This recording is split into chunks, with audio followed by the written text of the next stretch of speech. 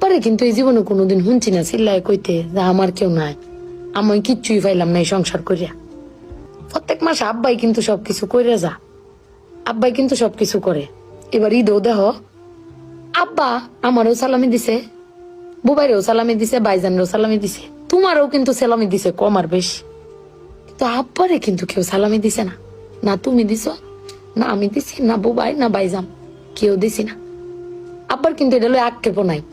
কিন্তু একবার ভাইবে দেখছো, তুমি চিল্লাইতারো কইতারো, আমি চিল্লাইতারি কইতারি, বুবাই ভাইজান বে চিল্লাইতারি আব্বার উপরে।